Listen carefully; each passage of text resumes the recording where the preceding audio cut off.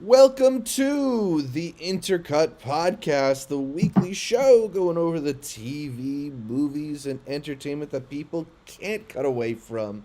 I am your co-host Zachary Shevich, and joining me, he's getting his long johns ready. It's Arturo Zurita. I'm excited. Last year it was still cold because, still Chicago, you're still in New York, but I'm excited to go back to the actual freezing, I'm going to call it the tundra, but the mountains of Sundance, of snowy Park City and Salt Lake.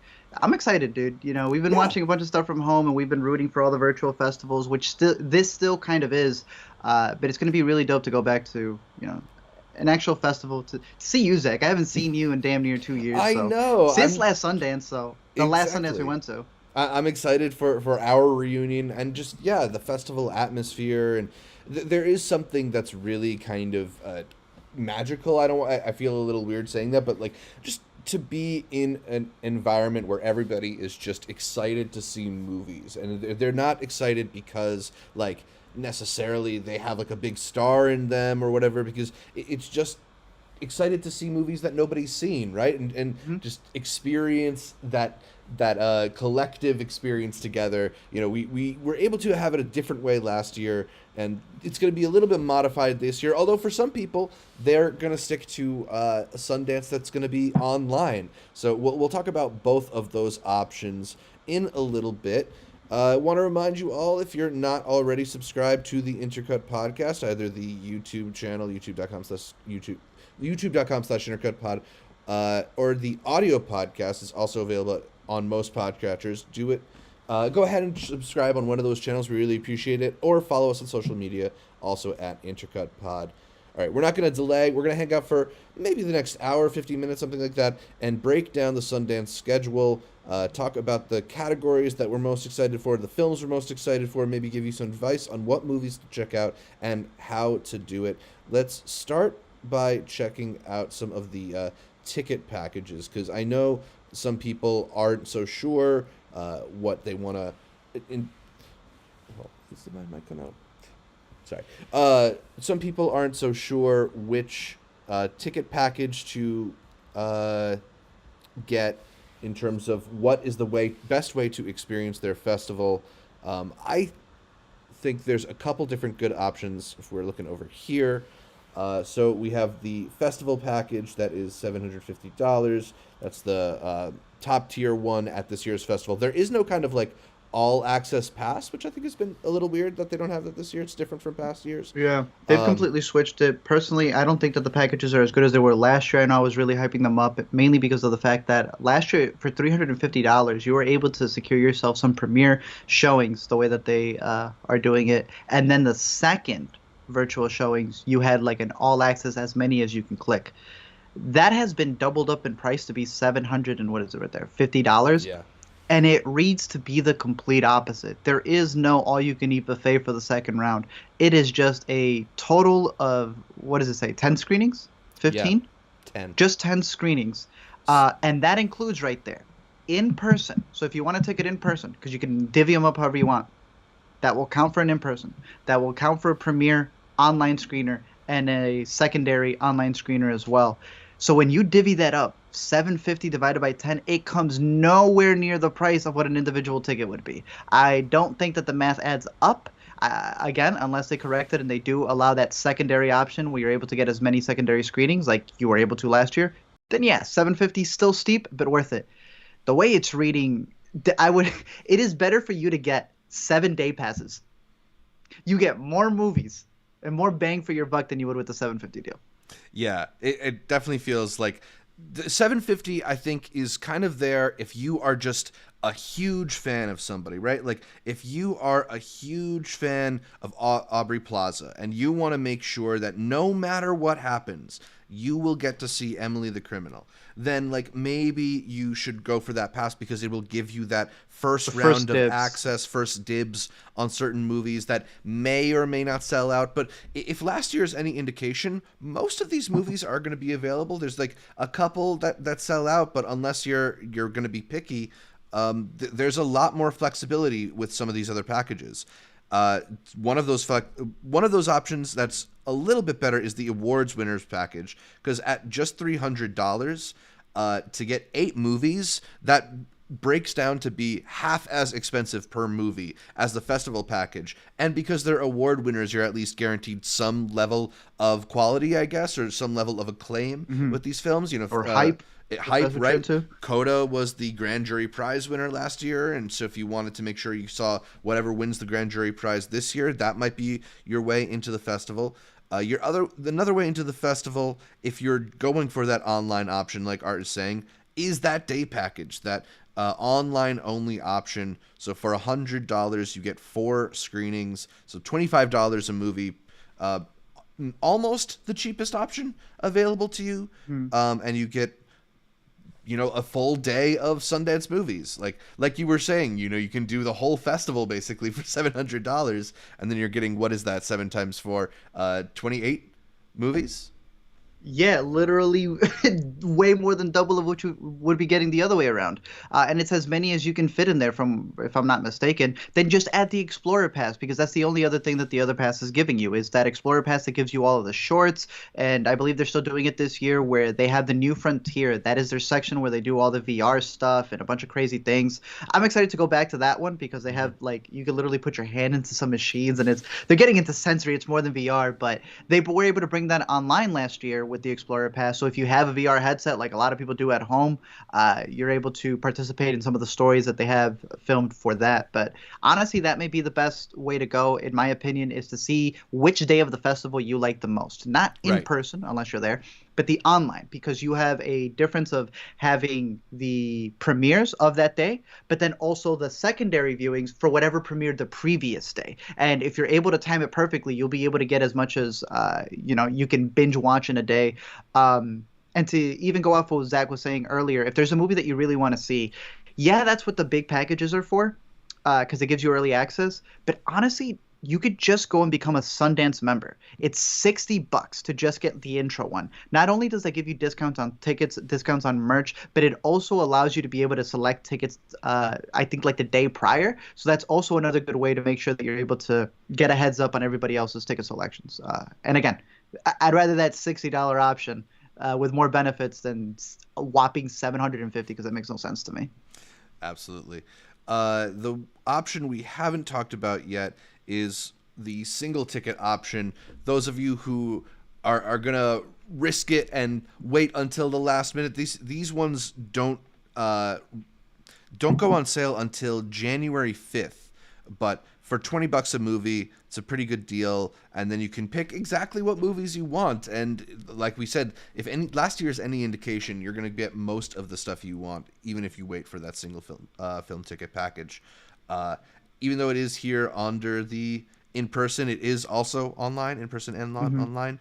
So yeah, a lot of different options. Curious what people are planning to do. How ham are you going on Sundance? Are you going all in? Are you getting your day package for a couple days, or are you just going to ride some single ticket options and choose here and there, pick out your selections? We should talk about those selections a little bit. But I also think we should get into the sort of breakdown of how these films are screening, because Sundance instead is doing this interesting hybrid festival where the films will premiere in person. So we see here for Emily the Criminal, it has its premiere date on January 24th in the Eccles. That should be fun. I'm going to favorite that one. Boom. And then they have the online options. So usually it will premiere a day after it premieres in person online. So we have the 24th as the in-person premiere, and then the online premiere happens the next day, January 25th. Now, this one is tagged to a specific time, 8 p.m.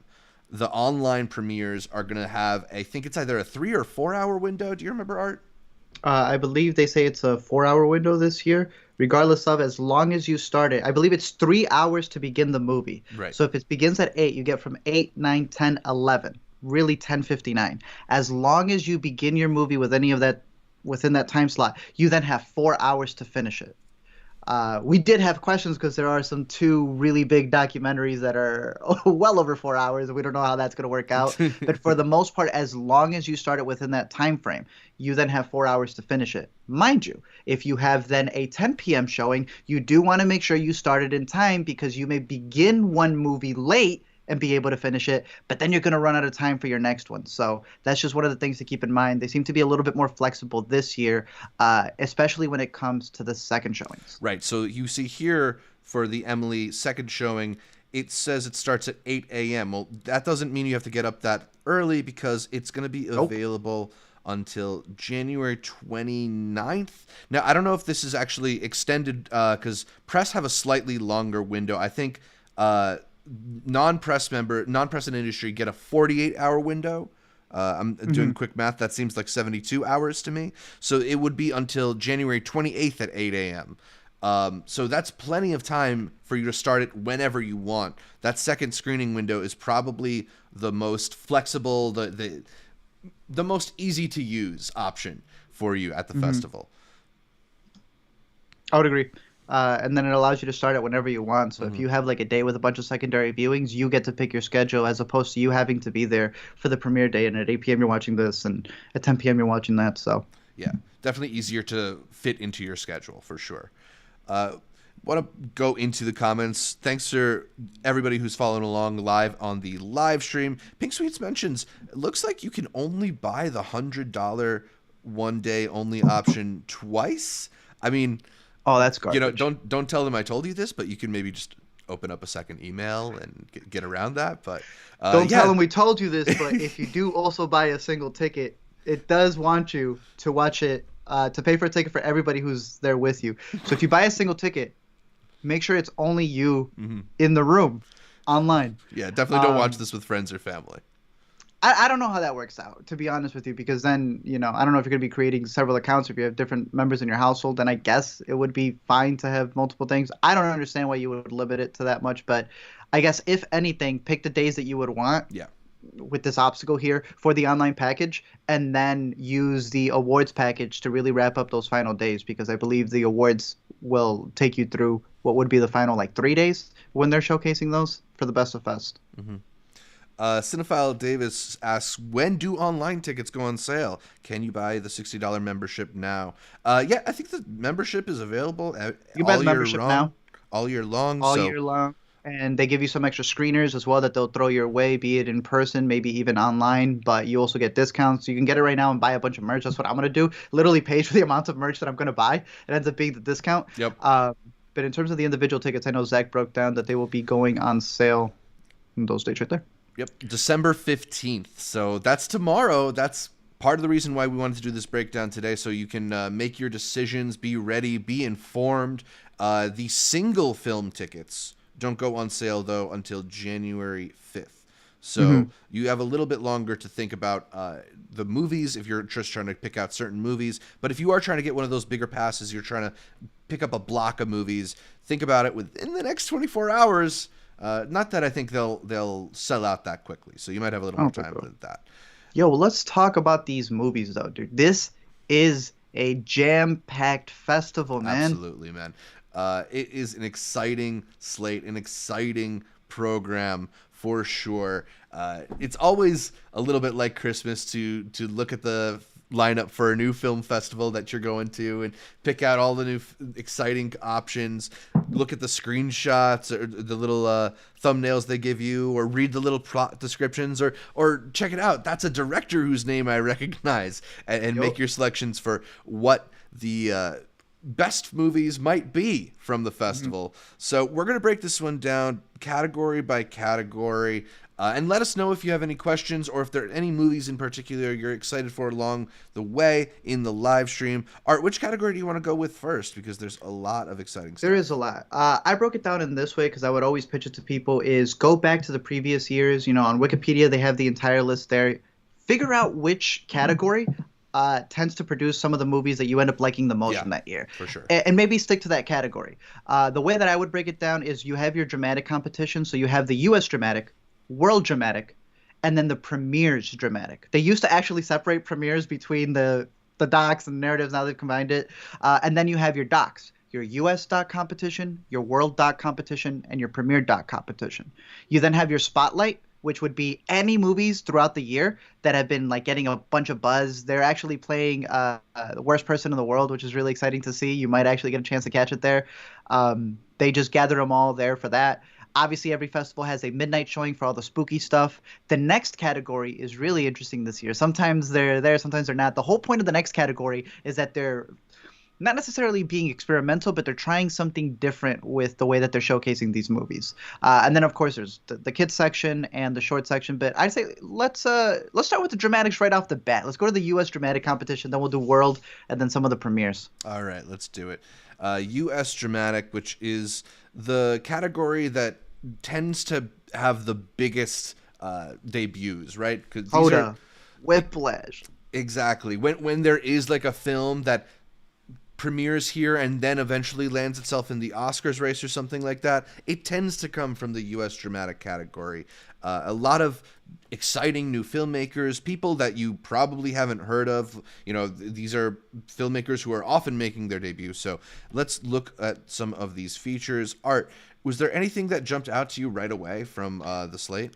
Yeah, here are my top four just off the bat. Yeah. 892 is a drama thriller featuring John Boyega, and where it's practically, it kind of sounds like a John Q scenario where he walks into a Wells Fargo and he's got a bomb and he's like got everything just out there in the open, and where it's supposed to be this thriller that is like kind of looking at himself. I believe he's supposed to be a veteran, and obviously it sounds like it's going to be tense. It sounds like he's going to kill this performance, and I'm just very curious to see where they're going to take it, considering the director's backstory is he's worked a lot with Google and Disney and Universal as like a think tank. So I can just imagine what they're going to do with this one. That's probably at the top of my list for the U.S. dramatic.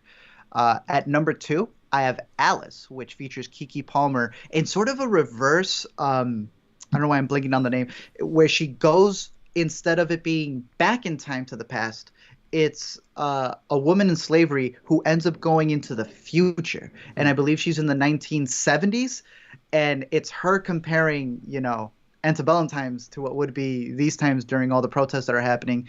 Common is also in it. This one is my second hyped of the competition. Yeah. It's funny because I think we've seen versions of this story with white protagonists, and I don't know if I can point to anyone with a non-white protagonist. There's a whole book about the reverse of this type of storyline, which I think is I've been waiting to see that. I know they kind of made Antebellum last time, but yeah, no, this one looks fantastic. It's my second most hyped. At number 3 would be Duel. It's a sci-fi thriller about finding a clone that's supposed to replace you. I am completely all in. The cast looks fantastic with this one. Yeah, just look at that thumbnail right there alone.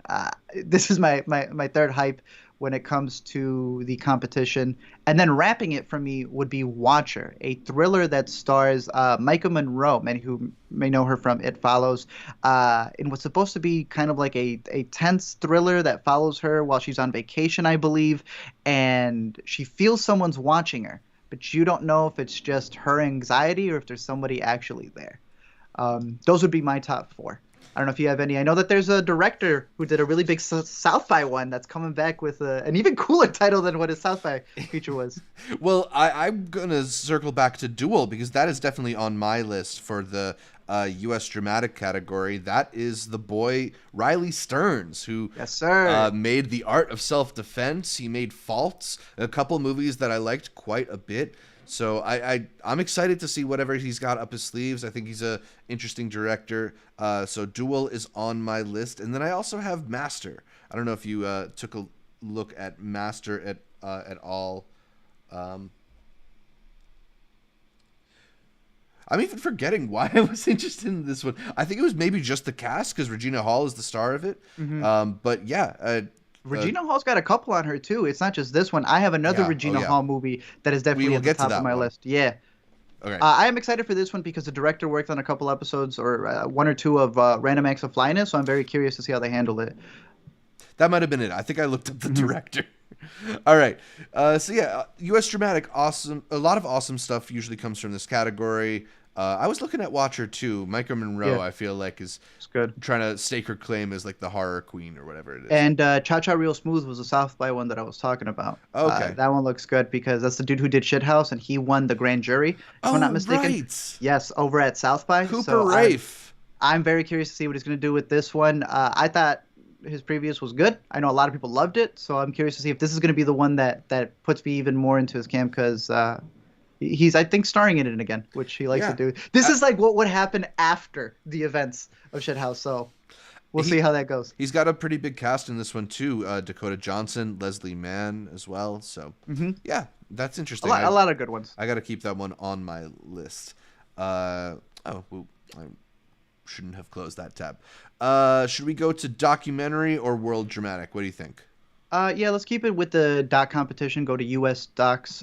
There's a couple of good ones there as Zach pulls it up. There's some interesting stuff dealing with TikTok boom, a retrospective on TikTok and how big it's gotten. I personally feel we're still a little too close to how it's growing, but it is coming from the director who worked on Coded Bias from previous Sundance, which nice. I really liked. I'm also really looking forward to Aftershock, which kind of covers the kind of maternity in hospitals and how it's handled for Black women in America. Free Chol Sol Lee is like a murder mystery.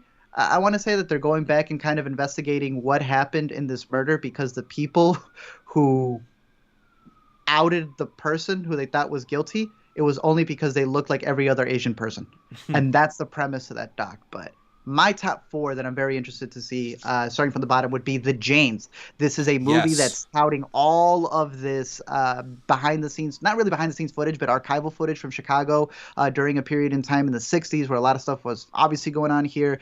And it focuses on the Janes, who were a group of women who anonymously were trying to help other women get, health stuff and abortions and just different things. Yeah. And in particular, this movie has a kind of narrative counterpart that we're going to get to in the premieres, starring Elizabeth Banks. So I'm a little bit more interested in the documentary, but there will also be one called Call Jane that we're going to get to in the premieres. But I'm very curious to see the background to this and all the stuff that goes into it, and just a lot of the, what Chicago used to look like back in the 70s. Same. It's also got like the way that the plot description is phrased too. In the spring of 1972, police raided an apartment on the south side of Chicago. 7 women were arrested and charged, and they were accused of being part of a clandestine network. I think that sort of hints at this really interesting kind of like underground movement that hopefully is given justice in documentary. But when films like this get accepted into Sundance, I feel like that's usually a stamp of approval over how they handle these topics. They're like the female Al Capones, dude, smuggling stuff. If anybody knows anything about the speakeasies in Chicago, I can just imagine what they're going to have captured for this.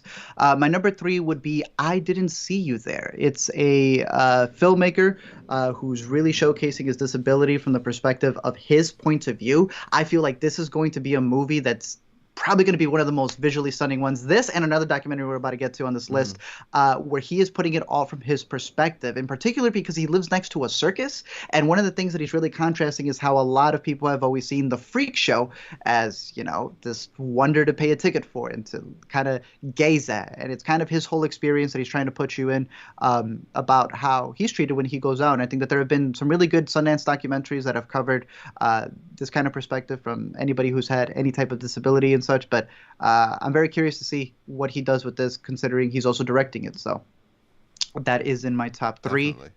Along with Fire of Love, which I know was also in yours. This one looks to be one that may be a little bit slow because I believe it's about these two. I never knew the name of it. Volcanologist. They work with volcanoes.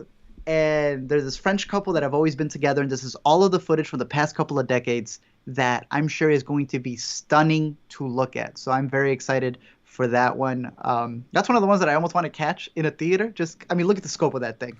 Yeah. That image, don't you want to see this on a big screen? And just so y'all know, if you're ever on these pages, those 3 dots right there means that there's some other images available right under the picture. So in case one image doesn't get you, maybe the next one will, or the third one. I'm really excited for this one. I think this may be one of the best looking movies of the fest. For sure. But wrapping up the U.S. docs for me would be this movie that really, I don't know, I'm kind of curious. It's called Descendant, and it's about these residents in Mobile, Alabama, and how the community comes together, realizing that a lot of them were descendants from the last illegal ship that came into America with slaves. I feel they're going to be on something with this movie. It's at the top of my list. I don't know. I just have a gut feeling that this one's going to hit. But the Janes, I Didn't See You There, Fire, Love, and Descendants. And then again, I had mentioned Free Choso Lee. Some really good U.S. docs that are on the horizon. All right, let's get into the World Cinema Dramatic Competition. It's the category that Hive won last year. Rightfully so. And lots of good films coming from this category too. It's cool because you get, views from around the world. A lot of interesting stuff here. What stands out to you, Art? Well, really quick, there is a movie called Gentle there that's supposed to follow like a bodybuilder, and it's a brand new actress who's never worked. Literally a bodybuilder. I always find that fascinating. Just want to put that out there. We'll see what they do with that. But I was thinking to my top four. My first one would come from Mexico, and it's called Dos Estaciones, about this woman who makes her own tequila, but then the corporations are coming in to make theirs, and it's how she's struggling. It reminds me of Freeland from last year, which was a woman in California. Many of you may know her from her big role in Krisha, where she had her own weed, and then weed got legalized. So then she got pushed out to a degree. This looks like a really solid movie in terms of just a small business owner trying to make it on her own, but also trying to keep the authenticity of what, tequila represents, in her place. So I'm really looking forward to that one, Dos Estaciones. The next one is this sci-fi comedy called Brian and Charles. An endearing outlier, Brian lives alone in Welsh inventing oddball contraptions, but then he gets an idea. 3 days, a washing machine, and a couple sundry parts later, he's invented Charles, an intelligent robot who learns English from a dictionary. I'm excited. I'm curious to see what they got. This is a movie from, let me check over here. It's a British movie, so I can just imagine the type of humor that they're going to have with this one. And it's also adapted by the director's Cannes-winning short, so... I feel like whenever you get an outlandish premise like this, it's kind of like you have to just see what they're going for, right? Like what they got up their sleeve. Yeah. This next one too. Leonard Will Never Die. A woman is making a movie script. Ends up getting hit by the TV in her house, I guess. Ends up in the unfinished movie script. Let's go. I'm not going to say anything else. That sounds fantastic to me.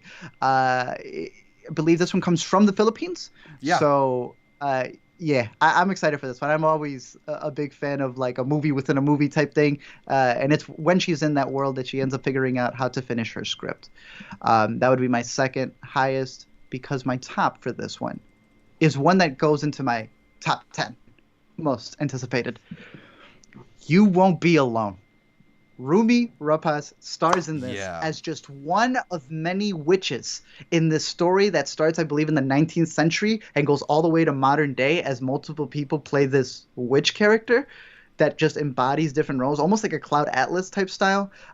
This one is coming from Australia, if I'm not mistaken. And it's also interesting because if you scroll down to the director,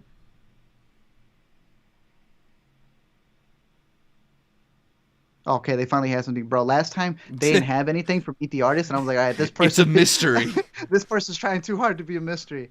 I'm excited for this one just because it's pitching itself as a witch movie like you've never seen before. And this is also one of the thumbnails that they've been pushing a lot. So this is my most anticipated from the World Dramatic. Definitely. I don't know why. Like maybe it's just like a confirmation bias thing, but when they use a thumbnail as like the cover of the category, I feel like that's like, oh, they like that one. That one's gonna be good. My picks from this category are the Finnish film Girl Picture. This kind of sounds just sort of like a sexual, something, a coming of age comedy kind of thing, and I just like a coming of age film. I think Amanda and I'll probably get a kick out of this one. We're always on board for young teenage type people become adults. I don't know if they're teenagers actually, but I'm excited for Girl Picture, and then I'm also into Marte. Tell me. Yeah, because this is also a day one selection, and I kind of feel like if they're picking you day one, that's also a bit of a confidence vote of confidence too. Everything that aired day one last year, I would say, was like really solid in terms of Hmm. Sundance movies. This is a drama about a family in Brazil, and it's how they cope with the news that an extremist president has been elected. I mean, it sounds just kind of Okay. fascinating, you know. And I have a bias towards Brazilian films. I feel like the country puts out a lot of great cinema. So those are the ones that I'm really anticipating from that world cinema dramatic competition. Nice. Documentary. World Docs. Let's go. All right, so I've got a couple here. My first one that I'm really excited about is the one Sirens. I don't know if you took a good look at this one. It's about the Middle East's first all-female band, all-female metal band, rather. Metal Excuse Band. me. And I just think that sounds like like an interesting topic for a documentary. I'm Yeah. curious to see what this one gets into. And then The Territory also sounded interesting to me. It's about some indigenous people who are fighting for control of a section of the Amazonian rainforest. And obviously, it's like a pressing, interesting issue. So I'm curious to see what kind of access this documentary gets. You know, it has the potential to have some really incredible looking moments Hmm. in it, too, if you see some from these pictures. So, yeah, Did those you two see who are. produced it? Oh, no, tell me. Darren Aronofsky. That it's gonna be a good looking documentary. That confirms Yes, it for me. All sir. right, Uh, The Territory is in my top two for sure. But what I stood also out to you from here? that one would have been my number four right there, All right, the cool. territory. So yeah, you had that one right at the top. My other ones, my top three would be the mission, which is following Finland, and it's practically showing you all of the Mormons who do their big mission over to Finland, but how it's kind of whittling down. And it's going to be very interesting to see the perspective the director's going for, because she's noting how Finland is becoming more and more atheist. So what the cause and effects and all of that to deal with it, but also it's supposed to be like a really in-depth look at what these kids go through. One of our favorite shorts from last year was one that also talked that followed this kid who was going through his Mormon faith, but I think it was in a Spanish country. Right. So now you're gonna get that, but him going to Finland. And that short that we're talking about also won last year. I just can't remember the name. But my top two, Tantura, tape Yes. recordings from a war that is either known as the War of Independence or to another group which is known as a catastrophe, and kind of getting into this idea that you're looking through 140 hours of audio and realizing how a narrative was set that wasn't really supposed to be there. Mm-hmm. I am very excited for this one. The director has worked for 4 different software companies, even being a CEO. So I think this is a person who kind of knows a little bit about how technology and in particular news can be spread in a certain way.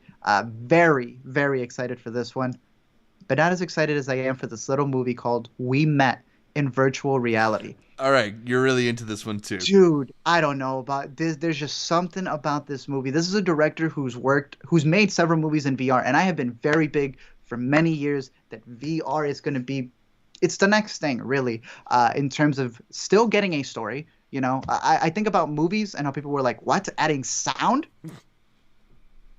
Adding color? The next thing is really going to be this idea of like, you're still watching your movies flat. This is a director who has worked in the space, and he is working on something here that really gets into the idea of how people meet through VR. Some people meet online through threads, through chats. This is about people who may be more comfortable just meeting, I guess, in this way. Like they are not even meeting in the real world. Maybe they are. I'm not sure. We haven't seen it yet. But he really gets into the idea of how during COVID, this really spawned into a way that people were able to meet people with disabilities, people with, you know, trauma of any kind. I don't know. I'm just very curious to see this type of story, because with previous movies like Glitch, I didn't really care about those VR people.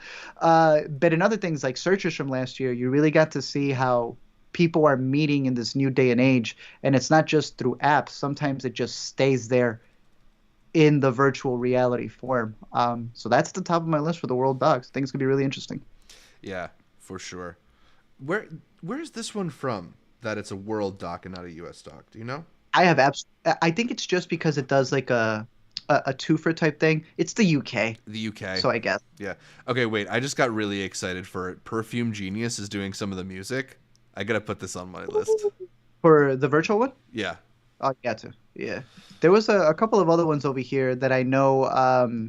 Oppenheimer. It could be in the premiere, so we'll get to them in a little bit. But there's a couple. The guy who did The Act of Killing or The Act of Silence, The Look of Silence, he's coming on as a producer for one of these docs. But I think that may be in the premiere. So if you want to get to that, Yeah. like I said, the premieres used to be divided between what would be the narrative features and the docs.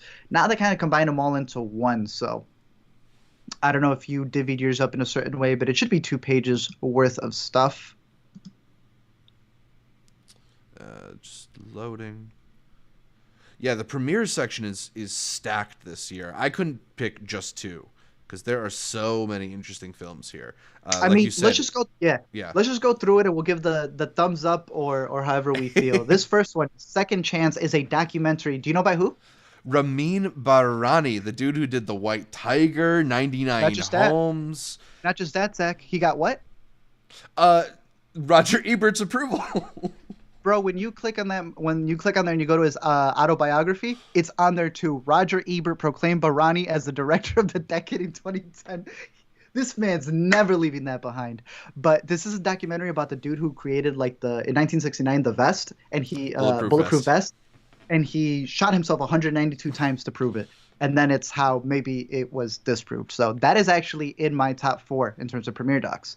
Am I Okay is interesting because this is a movie directed by Tig Notaro as well as her writing partner, if I'm not mistaken, who are co-directing it about the 2 friends who are about to be separated because one's moving to London, but then one opens up that they're actually gay. Will Ferrell is also producing it, along with Dakota Johnson, who's in there. St. Vincent is doing the music, who's also really good friends with Dakota Johnson. But I just want to shout out Sonoya Mizuno, who was in Devs. Yeah. She's been in a lot of Alex Garland movies. She is about to be in House of the Dragon. She's right there in that image, right there on the right. Put your stock in this actress right now is all I'm going to say. But for sure. This looks like a pretty good one. Like the cast a lot in that one. That one is on my list of ones that I've shortlisted, as well as this next one, Brainwashed, Sex, Camera, Power. This is this looks like another one of the video essay films that we've seen recently, looking at the politics of how sex is shot in film. You see here it's pulling from 175 film clips, classic Hollywood movies. I'm really excited for a film that's gonna, focus on a certain topic in terms of how films are viewed in cinema and try to, get some kind of analysis out of it, change our understanding of it. I love somebody who's willing to take that kind of deeper look at a lot of stuff. And, if it's getting into Sundance, I think it's going to be elevated a little bit over typical like YouTube essay flair. Hopefully it's going to be more Woodlands, dark and dreary, stuff like that. Man. They got good interviews from a lot of famous actresses and filmmakers, so. Yeah. Shouts Eliza Hittman. Come on, Intercut. You talk to them, talk to us too. What else we got in the premieres category? Right there on the left was the movie called Jane that we were talking about in terms of it being the narrative feature of a woman who is here during this time. Right. I will say I'm a little iffy with it only because there is racial segregation, there are riots going on, there is a housewife. And I'm like, right. Okay, we'll see. Is it how one white woman solved all these problems, or is it going to be actually a nuanced, interesting story? I mean, it kind of sounds like the narrative version of the Jane's documentary too. That's who she ends up meeting with. So it'll be interesting to see 2 different ways to tell that story. There's Downfall, the case against Boeing, which looks like an interesting feature. The 2 planes that crashed a couple of years ago when it's all the families coming together to realize that, these airlines, because of Wall Street, they're cutting a lot of stuff. And it's this whole investigation into this company. It's going to be depressing, I can tell you that much. But that's why you then got to go see Emily the Criminal, another one that is definitely in my top. I think I have it at my top 3 in terms of the narratives, where Aubrey Plaza she's got a criminal record from a past thing. So besides not being able to make it out of school because of all of her debt, she decides to take on this job where she's a dummy shopper. She buys stuff with stolen credit cards. then starts falling in love with the person who's kind of like her handler. We love Audrey Plaza. We love Audrey Plaza at Sundance. Yep. We want to see this one in theaters, so I'm very excited for this. Yeah, I mean, at this point, I'm just there whenever she commits to a movie like this. So I'm excited Watch for Black Bear. Yeah, watch Black Bear and then go watch Emily the Criminal. Final Cut. I don't know how to feel about Final Cut. You tell me, because it's got an interesting premise. It comes from a renowned director, Michel Hazanavicius, who's the guy who directed The Artist. You may remember Best Picture winning film, And The Artist. director. But the premise is kind of exactly the same as One Cut for the Dead. Zach, it is a remake of One Cut for the Dead. Oh, is it literally a remake? It is a literal remake of The Beloved. of They One- didn't say that in the first paragraph, so I didn't realize it. It is a remake of One Cut of the Dead. Interesting. Go watch One Cut of the Dead. One of my favorite ones. I will say, this is the French version, so we still have not gotten the American one. So who knows? Yeah. Maybe these stupid Hollywood remakes of foreign movies. When will it end? When will Hollywood learn? So yes, if you have not seen the original, definitely go catch it. But if you're interested to see what the French are bringing in, yes, they are. They're making a remake to One Cut of the Dead, French remake called Final Cut. Potentially good enough to have gotten into Sundance, the festival that also accepted the renowned remake of Force Majeure, Downhill. This better not be a force majeure. Oh my. God's Country. This is another one that reminded me a little bit of the one that you were shouting out, I believe, Master, in the U.S. narrative. But this one's Sandy Newton, and she's pretty much playing a woman who I think she works at the school, and it's pretty much she's facing toxic masculinity, all these different things that they throw at her. But this definitely looks like it's going to be a character piece of like what pushes her to the edge. So I'm very curious to always see Sandy Newton lead a role. Absolutely. Good luck to you, Leo Grande. This one I'm hoping is going to be fun. It stars Emma Thompson as a woman who doesn't know good sex and then decides to go out there and do something about that. I feel like you need somebody with the kind of on-screen presence of Emma Thompson to pull off a story like this and make it fun. So I have hopes that this will be one of the comedy gems of the festival. Hopefully. We'll see. All right. This is the one that you were alluding to earlier in terms of getting a little bit more of Regina Hall. I'm excited for this one. And also speaking of that bias of like the images they show you, this is one of the 3 images they show you on the main Sundance Festival page. So maybe somebody who's responsible for Sundance's website thinks this movie is very good. I know I'm excited for Honk for Jesus, Save Your Soul. What are you excited for with this one? Again, just the fact that you have Regina Hall, Sterling K. Brown playing this couple who are being shot in a mockumentary style because their church is like losing funds, so they need to like go back because I believe the pastor has done something wrong. The directors for this are a directing duo known as the Evo Twins. This is based off of their debut short film that was also shot in the mockumentary style. Zach worked on Atlanta. They're going to be working with Gambino in Mr. and Mrs. Smith. This is so at the top of my list. There's only one other thing that's edging it out. But honestly, once I see them both, this may be one of my favorite narratives of the year. Yeah. Is the one that's edging it out the 4.5 hour Kanye West documentary Genius? No, because this is a doc. I have a narrative that edges the other one out. Genius, though, edges that out almost completely because this may be my most anticipated movie of the festival. I'm really excited for this one. It's coming to Netflix. So for those of you who cannot sit for 4.5 hours, yes, know that. But this is a movie that is been in the works for so long. If you follow Kanye, you know he's recorded all of his sessions, all of his studio time. This is coming I'm trying to get the year over here. In 1998 was when the directors first met him. The directors being Cootie and Chike, who worked on Through the Wire with him, and have all of this footage of his entire process in his life. I want to see this in theaters, but I don't know if Zach wants to sit for 4.5 hours, so we may have to do the screener on this. Again, it is coming to Netflix, but it is quite possibly my most anticipated movie of the festival. Yeah. I'm really, really excited for this one. I mean, just that they are going to that length. We were talking about the Beatles documentary recently and how that length kind of gives you almost a different perspective because you get so intimate with them. Definitely curious to see how Genius is going to use that long runway. All right. Ismail in the Discord was saying that this is the one he's most excited for, and I know that you are too. Talk a little bit about Lagera Seville. Again, this is probably my third hype of the fest in general, and would have been for the docs if it wasn't right there on the butt of Genius. But this is literally looking at Oscar de la Hoya, who would have been from LA, and he's kind of the Mexican-American immigrant, whereas you then have Julio Cesar Chavez, who is from Mexico, and would be considered I was about to call him the golden boy, but Oscar's the golden boy. And it's actually directed by Eva Longoria. Yeah. Baston, now is how she's going.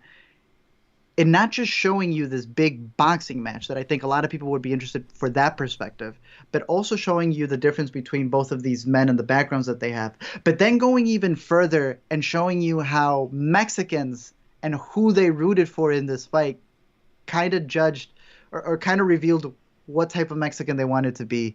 I'm beyond excited for this movie. This is just one of many that proves how incredible this festival is going to be, and just continues to push the idea that, immigrant stories aren't just like immigrant comes, works hard. Right. This is the nuances that come with what happens when you have this kind of duality between those who immigrate, those who don't, maybe drifts, different things, and just to see it be done in probably some of the most pivotal things for any I want to say Latino growing up. If you weren't watching these with, those damn squirts and different cocktails that were being made in the other room with the chicken wings, I don't know what else to tell you. I am beyond excited for this movie, and I'm very excited to see what Eva brings to it. Yeah, I know she's been getting a lot more into behind-the-scenes stuff, whether that's her activism work or her directing and producing, but I think this is actually the first feature documentary that she's made. So I'm very curious to see what she goes with here, especially given that it's such an interesting story. Moving on to the second page, because there are that many premieres. What did you think about Living? Dude, did you see what it's a remake of? The Kurosawa. Kurosawa's. Yeah. Ikaru. So, I don't know. We'll see. They're just doing a British version of it. That's all I got to say. Let's hope it's good. Right. Then Lucy and Desi. I'm curious about this one. There's a lot of these pairings of documentaries coming out around the same time as narratives. We have later we'll get to the Princess Diana documentary that's going to be coming out in Sundance. We have Being the Ricardos, and now we have this Lucy and Desi documentary about Lucille Ball, who obviously a huge figure in the world of TV comedy. Interestingly, this one's directed by Amy Poehler, probably one of the most direct descendants of Lucille's legacy. So literally, yeah. That's exciting, dude. Exactly. I feel like that's the kind of person you really want to be steering that kind of project. I'm excited for it. Do you have any thoughts on some of these other ones here? My Old School is interesting because they're keeping it cryptic about what happened to their Bruce Lee. Or Brandon Lee. I don't know what Brandon Lee it is, but he's got a secret. Going quickly through the other ones as you scroll through there. The Princess Diana one, I feel maybe coming to Netflix considering the director's works with Netflix, but it's just going to be archival footage that shows you her story, unlike the other Netflix one that is archival footage that shows you her story. Sharpstick, I don't know if you want to talk about that one because it's the girl coming back. The return of Lena Dunham as writer-director. Coming back to the festival that I think kind of launched her. I'm pretty sure Tiny Furniture was a Sundance movie, and her reputation has changed a lot, but she hasn't made a whole lot of other films since then. Tiny Furniture is a good movie. I feel like people forget that in the years since there. So I'm curious about this one. I don't know if there's much more to it than that. Like she's definitely got a particular style and voice. But I'm curious to see her do something different than what she's been known for recently. Should be interesting. Always, good to have a comedy within the list, especially when you have this thriller called Resurrection. Right. You have Rebecca Hall playing this woman who ends up coming across Tim Roth's character. She's like, I kind of recognize that man. Then continues bumping into him and continues bumping into him and continues bumping into him until she has to face something that, is begrudging her from her past. I'm always excited to see another Rebecca Hall performance. Right. I know she had The Night House last year that played, so might be a slow burn, but I'm excited for it. Okay, a couple more here quickly. To the End, political documentary about the Green New Deal. I think this comes from the same people who did the Bringing Knock Down the down House the house. documentary. Yeah. So if you are a fan of that documentary that chronicled AOC's rise into the political world, definitely keep To the End on your radar. There's a couple other ones here that we should talk about, including we need to talk about Cosby, which, like the Kanye documentary, is very long. This one is 4 hours long, and it comes from W. Kamau Bell, who you might know from his work on CNN and FX and just as a stand-up comic. And, at 4 hours long, they're obviously going to dive into a lot because Cosby, of course, is a huge figure in the world of comedy, and then has become a much more controversial one given his behavior, his assaults. I don't know how to quickly describe how awful that story has become. But I think the one that maybe I'm most excited for of the narratives is my boy Jesse Eisenberg making his directorial debut in When You Finish Saving the World. You told me this is an adaptation of an Audible podcast? Yeah, he had an Audible original that won a bunch of awards for it, and where you have this, a son and a mom. The mom really wants to focus on her son, but he's not getting the attention. So at the shelter that she works with, tries to steal somebody else's son. Meanwhile, you have Wolfhard playing a YouTuber musician type who's become so popular, but is starting to change his style because he wants to be more political to appease the girl in his class. This sounds great. Yeah, we're sounds contemplating delightful. either listening to the Audible thing afterwards or before. I'm not really sure yet, but Right. this is in my top 5 of the festival. I'm very excited to see what he brings to the table, man. Same. All right, let's kind of steam quickly through the next and midnight categories because we're running out of some time. We're running low on time here. What were the ones you were really excited from in midnight? For midnight, the ones that I'm looking forward to are Fresh and Piggy. Fresh just seems like the craziest comedy horror that they're going to have, and it sounds like it's just going to be absolutely disgusting. Sebastian Stan is in it. Yeah, I'm Adam excited for McKay's this one too. producing, and it's already picked up by Legendary. I know someone had asked, do we know the dates of what's been picked up yet? Not yet, but we'll keep y'all updated on that.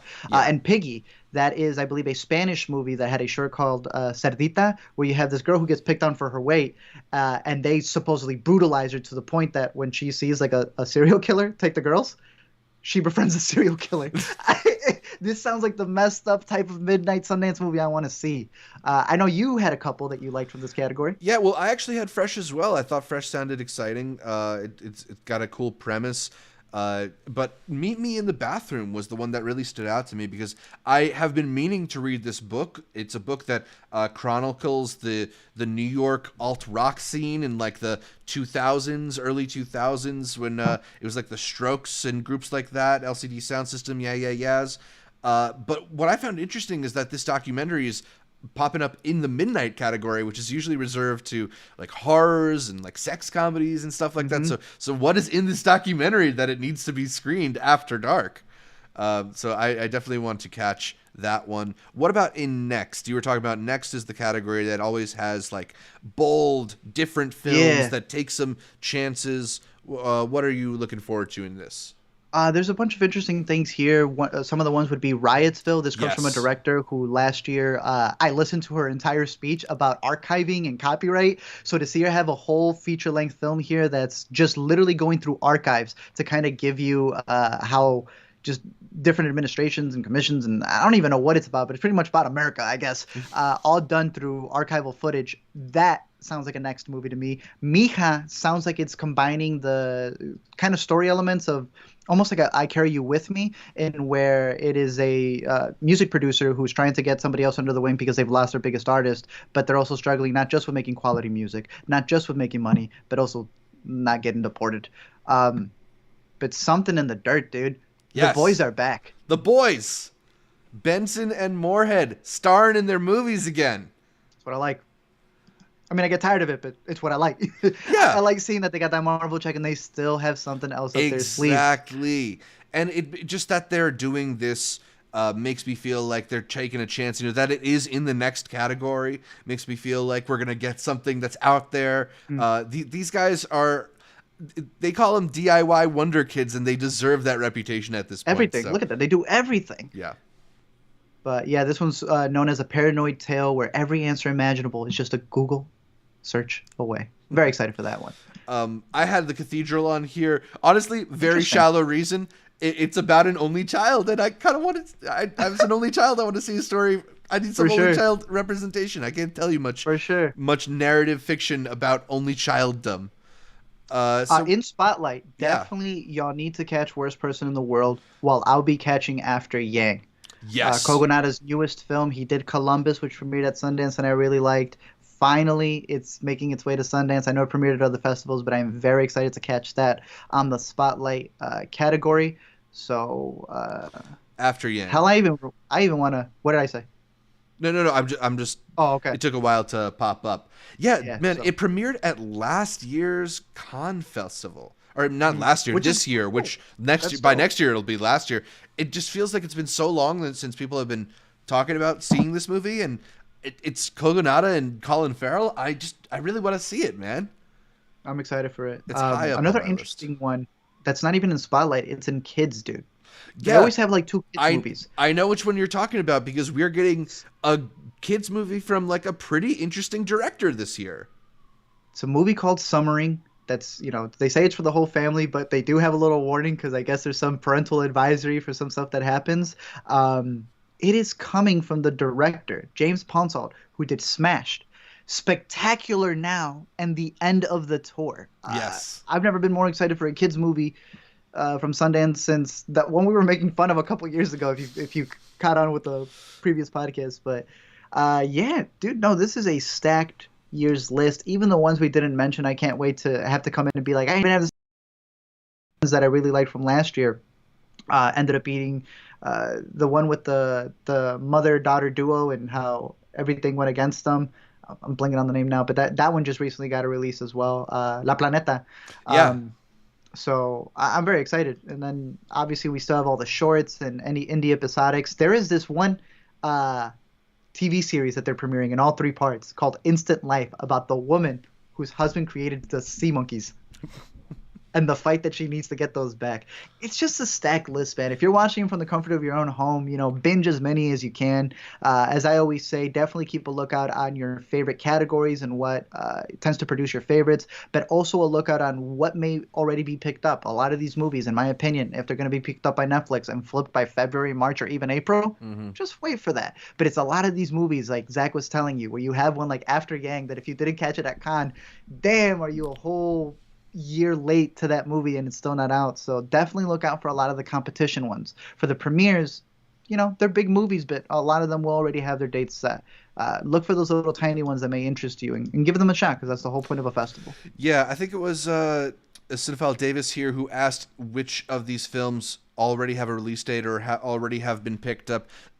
We'll probably get some of that news in the month or 2 we have leading up to the festival. I feel like in January you'll start to see some trailers and you'll start to see some more buzz about these movies, and then IFC Films will pick one up, A24 might pick one up. We'll see. Netflix will pick 3 up, and probably 2 documentaries that are true crime related. Well, the Jesse Eisenberg one is A24 already. Is it already? So yeah, there you go. So that actually might be a good one to, if you don't want to wait 6 months or something, because that sounds like it'll be like a summer A24 release or something like that. Good. It's worth keeping in mind things like that. Let me know if you have any other questions. If you are with us in the live stream, we'll try and hit a couple before we wrap things up here.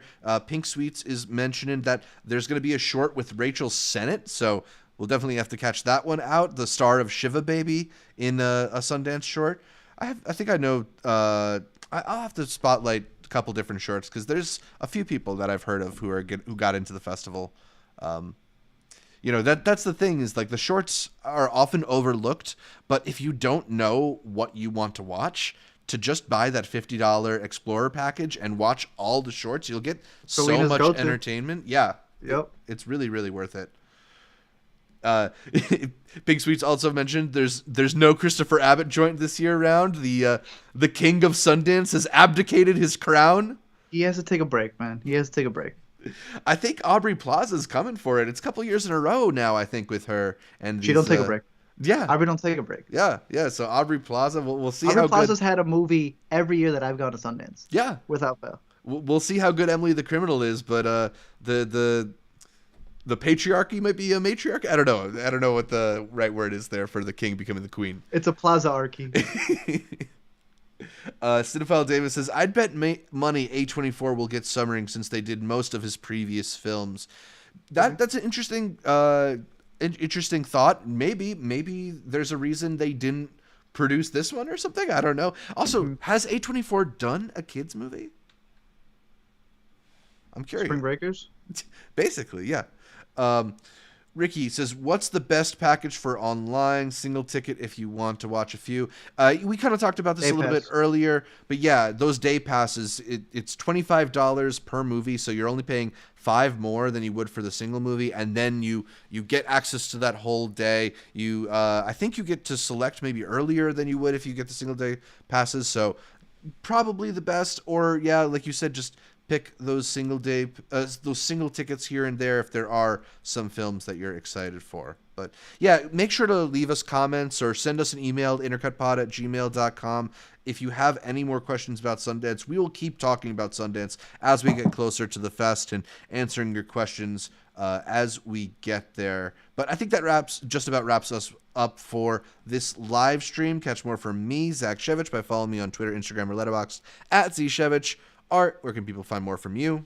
You can find me over at Elmy Explain on Twitter, Letterboxd, YouTube, and every week here on the Intercut podcast. You can listen to every episode of the Intercut podcast on iTunes, SoundCloud, Spotify, or your favorite podcatcher. I like Overcast, and then make sure you're subscribed not just to the audio podcast, but to the video feed as well on our YouTube channel, youtube.com/intercutpod. We can catch our bright smiling faces as we break down the latest in entertainment. Find new episodes of Intercut every Monday, and make sure you're checking out the live streams whenever we do them. Please leave us a comment, like the videos, and consider heading over to iTunes to give us a 5-star review. Shout out to our listeners in Poland for putting us on the TV and film podcast charts out there. Dziękuję. Like our Facebook, Instagram, and Twitter pages. All of them are at IntercutPod, and support us on Patreon at patreon.com/IntercutPod to get updates throughout the week from Art, from me, and from all of our guests here on Intercut. Thanks again for tuning in, and until next time, we'll see you at the Eccles.